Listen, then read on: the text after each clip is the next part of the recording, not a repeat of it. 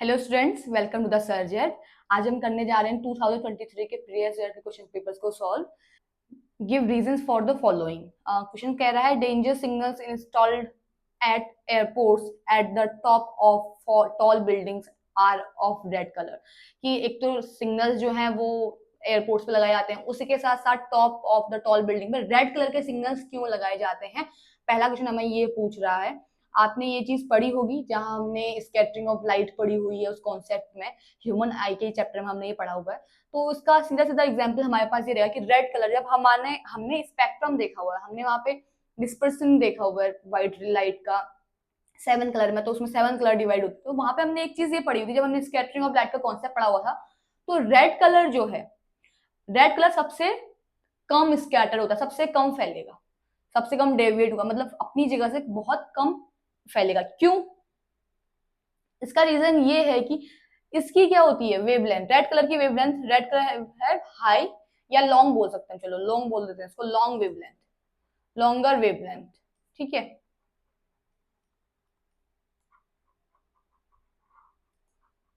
Longer wavelength होने की वजह से ये स्कैटरिंग्स में कम होती है। इसमें इट्स मीन ये सीधे हमारी आंखों पे पड़ जाता है, फैलता कम है। क्योंकि ब्लू कलर की वेवलेंथ क्या होती है, कम होती है, कम होने की वजह से वो ज्यादा फैलता है, ज्यादा स्कैटर करता है। लेकिन रेड कलर की वेवलेंथ क्या होती है, ज्यादा होती है, इसलिए वो कम स्कैटर होता है। तो वो कहीं भी, चाहे वो क्लाउड्स हैं बिल्डिंग्स में या सिग्नल्स जो टॉप और बिल्डिंग्स है, क्लाउड से ढक जाते हैं, लेकिन क्लाउड्स के होने के बावजूद भी या फॉग होने के बाद भी, अगर जब फॉग लग जाता है, कोहरा लग जाता है, तो उस टाइम पे भी रेड कलर क्या है, बिल्कुल हमें दिख जाता है, वो उस फॉग के पीछे छुपता नहीं है।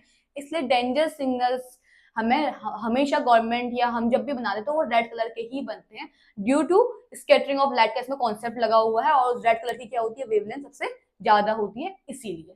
ठीक है, अगले क्वेश्चन में बढ़ते हैं। The sky dark to the passengers flying at very high altitude. ऐसा क्यों होता है? बिकॉज ऑफ, क्योंकि क्या है, देखिए एक लेवल तक ना, हमारे जहां तक एटमोस्फेयर है वहीं तक हमें कलर ब्लू दिखेगा स्काई का, जस्ट बिकॉज ऑफ, क्योंकि वहां पे क्या स्केटरिंग ऑफ लाइट हो रहा है, कॉन्सेप्ट जो स्केटरिंग ऑफ लाइट का वो हो रहा है। लेकिन हाई ऑल्टीट्यूड पे जब हम चले जाते हैं, ऊपर चले जाते हैं, तो वहां पे क्या है, लैक ऑफ एटमोस्फेयर में एटमोस्फेयर कम हो जाता है, एटमोस्फेयर के कम होने के कारण वहां पे स्केटरिंग ऑफ लाइट नहीं होती है। ठीक है, no scattering of light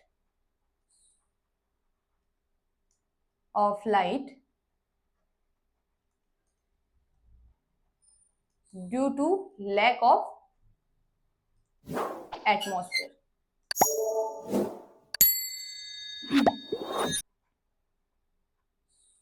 atmosphere के कम होने के कारण वहां पे क्या होता है, स्कैटरिंग ऑफ लाइट का कॉन्सेप्ट कम होता है, स्कैटरिंग ऑफ लाइट कम होती है, इसलिए हायर एल्टीट्यूड से हमें स्काई बिल्कुल डार्क दिखता है, क्योंकि स्काई का कोई कलर नहीं है, वो डार्क ही है।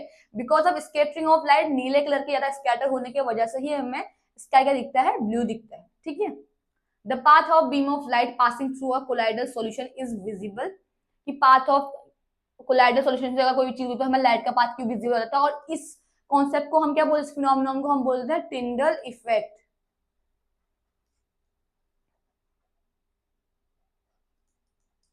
क्योंकि नॉर्मल सॉल्यूशन से अगर हम डालेंगे ना, सैचुरेटेड सॉल्यूशन से अगर हम डालेंगे, तो वहां पे हमें स्कैटर, ये sorry, path of beam of light नहीं दिखेगा, लाइट का पाथ हमें नहीं दिखता है। ऐसा इसलिए होता है कि जो कोलाइडल सॉल्यूशन के जो पार्टिकल्स हैं वो क्या करते हैं, लाइट को स्कैटर कर देते हैं। जब उनपे लाइट पड़ती है, बीम ऑफ लाइट जब इन पार्टिकल्स पे पड़ेगी, तो वो पार्टिकल क्या करेंगे, अगर ये पार्टिकल्स हैं, मान लीजिए एक लाइट जो है वो इस पे पड़ी है ऐसे करके, क्या करेंगे, लाइट को ऐसे ऐसे ऐसे फैला देंगे। ठीक है, ऐसे अलग अलग दिशाओं में फैला देते हैं, अलग अलग दिशाओं में फैलाने की वजह से क्या हो जाता है, हमें लाइट का पाथ बिल्कुल विजिबल हो जाता है, ड्यू टू दिस पार्टिकल्स। ये पार्टिकल्स ही उस लाइट को फैलाते हैं, कोलाइडल सॉल्यूशन के पार्टिकल्स, इसलिए हमें लाइट का पाथ विजिबल दिखता है। ओके, नेक्स्ट क्वेश्चन पे मूव करते हैं। State the rule use to find the force acting on a current carrying conductor placed in a magnetic field. Force की अगर बात करते हैं, फोर्स की अगर हम बात करते हैं तो हमें लॉ पता है, वो लॉ है फ्लेमिंग का लेफ्ट हैंड का रूल।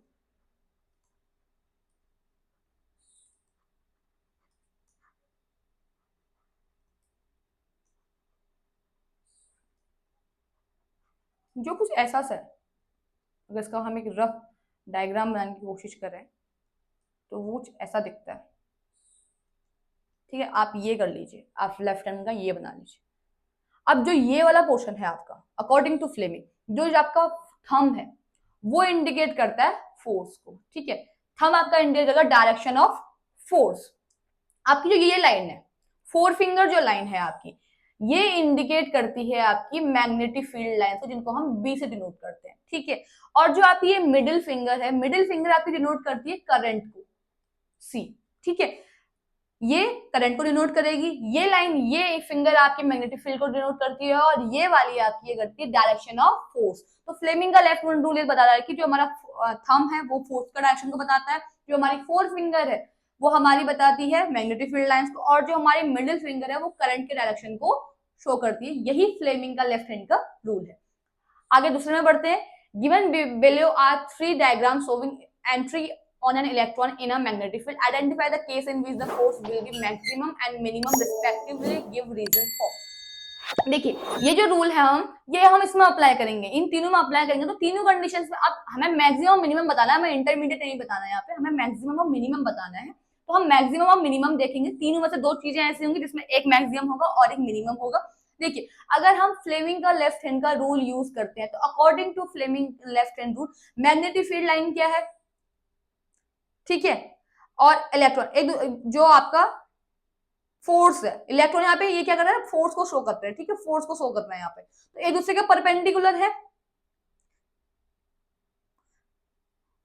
डायरेक्शन है, बिल्कुल फोर्स का डायरेक्शन, मैग्नेटिक फील्ड का डायरेक्शन यहाँ पे परपेंडिकुलर जा रहा है एक दूसरे के। तो परपेंडिकुलर होने की वजह से अकॉर्डिंग टू फ्लेमिंग का लेफ्ट हैंड रूल, यहाँ पे क्या होगा, मैक्सिमम होगा। अब यहाँ पे थोड़ा डायरेक्शन चेंज हो जाती है, यहाँ पे हम इंटरमीडिएट बोल सकते हैं।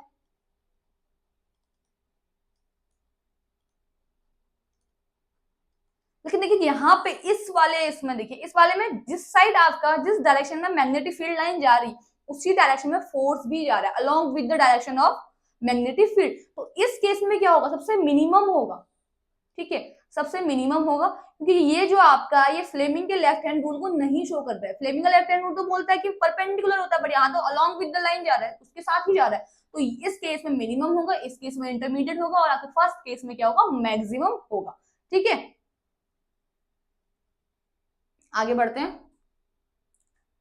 Why does a kitchen garden called an artificial ecosystem while a forest is considered to be a natural ecosystem? देखिए सिंपल सी बात है, अगर हम किचन की बात करें, किचन गार्डन की बात करें,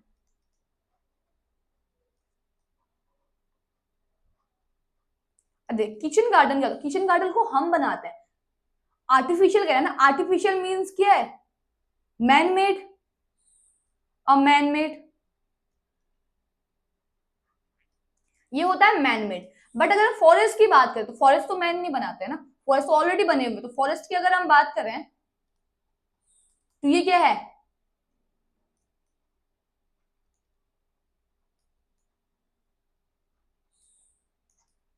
फॉर्म्ड बाय द नेचर, ठीक है, ये नेचर मेड, नेचर से बना हुआ है, नेचर ने इसको बनाया है फॉरेस्ट को। किचन गार्डन को किसने बनाया, मैन मेड। दूसरी चीज, जो आपका किचन गार्डन होता है, इसमें जो एबायोटिक या बायोटिक जो फैक्टर्स होते हैं वो ह्यूमन से दिए होते हैं, ठीक है। वहां पे एबायोटिक बायोटिक फैक्टर्स हमने दिए होते हैं, वो नॉन सस्टेनेबल होता है, इट इज नॉन सस्टेनेबल, ठीक है।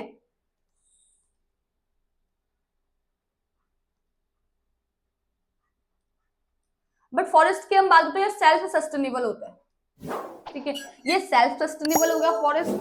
किचन गार्डन आपका नॉन सस्टेनेबल होगा। अब ये क्या है, यहाँ पे हमें तो किसी को खाना देना नहीं पड़ रहा है, ठीक है, हमें ऑक्सीजन देनी नहीं पड़ रही है, हमें वाटर नहीं देना पड़ रहा, ये सब खुद चल रहा है। ये फॉरेस्ट क्या है, पूरा नेचुरल, एक नेचर से बना हुआ है, नेचुरल कॉन्सेप्ट है। किचन गार्डन क्या हुआ, मैन ने, हमने एक छोटी सी जगह में हम एक आर्टिफिशियल इकोसिस्टम को बनाते हैं, जहाँ प्लांट्स को हम दे, ए बायोटिक फैक्टर भी हम लेके आते हैं, बायोटिक फैक्टर भी हम लेके आते हैं, सारी चीजें हम कर रहे हैं।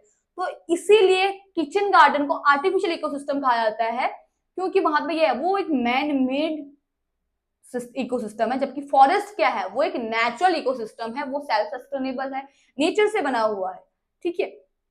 आगे बढ़ते हैं। While designing an artificial ecosystem at home, write any two things to be kept in mind to convert it into a self-sustaining system. Give reason to justify your answer. देखिए अगर हम एक आर्टिफिशियल इकोसिस्टम को self sustaining system बनाना चाहते हैं तो उस पे दो रीजन उन्होंने पूछा कि दो ऐसे कोई थिंग्स हैं जो हमें याद रखने पड़े। देखिए सिंपल सी बात है, अगर हम इसको लेके चलें तो हमें सबसे जरूरी तो हमें यह है कि हमें बैलेंस रखना होगा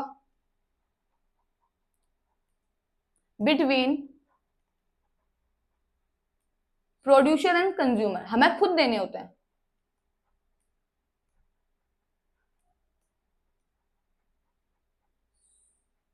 अगर हम एक एक्वेरियम भी फॉर्म कर रहे हैं, उस एक्वेरियम में भी मछलियां, एक्वेटिक प्लांट तो हमें खुद लेके आने पड़ेंगे ना, एक्वेटिक एनिमल जो है ऑर्गेनिज्म है वो हमें खुद लेके आने पड़ेंगे, तो वहां पे प्लांट भी हमें देने पड़ेंगे क्योंकि मछलियां क्या खाएंगी, उनको प्लांट भी देने पड़ेंगे। तो प्रोड्यूसर होने चाहिए, कंज्यूमर होने चाहिए, ठीक है। प्रोड्यूसर और कंज्यूमर के बीच में क्या होना चाहिए, बैलेंस होना चाहिए, क्योंकि वो फूड वेब को क्या कर सके, मेंटेन कर सके, ठीक है। फूड वेब को वैसे मेंटेन करेंगे, अब कंज्यूमर प्रोड्यूसर को खाएंगे, अब दोनों का बैलेंस होना चाहिए कि प्रोड्यूसर भी ज्यादा ना हो, कंज्यूमर भी ज्यादा ना हो। अगर एक की भी पॉपुलेशन ज्यादा हो गई तो दूसरा क्या हो जाएगा, कम हो जाएगा, तो फूड वेब मेंटेन नहीं हो पाएगी। तो हमें ये याद रखना पड़ता है, वहां पे ध्यान देना होता है कि हम बैलेंस बना पाए प्रोड्यूसर और कंज्यूमर के बीच में, कि किसी की भी पॉपुलेशन एक दूसरे को इंटरसेक्ट ना करे, ज्यादा ना हो, दोनों बराबर, दोनों की पॉपुलेशन क्या हो, बराबर चलते, एक दूसरे पर टोटली डिपेंडेंट हो।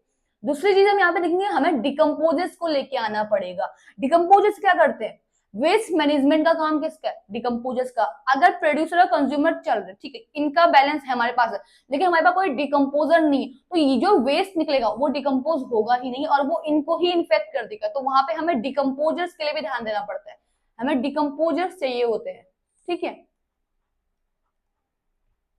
डिकम्पोजर्स का काम क्या है, डिकम्पोज करने का, वेस्ट मटेरियल को डिकम्पोज करने का। तो डिकम्पोजर्स होंगे तो वेस्ट मटेरियल भी डिकम्पोज होता रहेगा और बैलेंस भी होता रहेगा प्रोड्यूसर कंज्यूमर के लाइन। तो इस तरीके से हम एक आर्टिफिशियल इकोसिस्टम को सेल्फ सस्टेनिंग सिस्टम बना सकते हैं, जहाँ पे हमें कुछ भी करने की जरूरत ना पड़े, हमें वेस्ट बाहर ना निकालना पड़े, वो एक दूसरे का प्रॉपरली डिपेंडेंट सिस्टम चलता रहे, ठीक है। तो आज की क्वेश्चन सीरीज यहीं पे कंप्लीट होती है। ऐसी और भी इंफॉर्मेटिव या ऐसे इंपोर्टेंट क्वेश्चन सीरीज के लिए हमारे चैनल को फॉलो करिए, सब्सक्राइब कीजिए। Thank you, wish you all the best.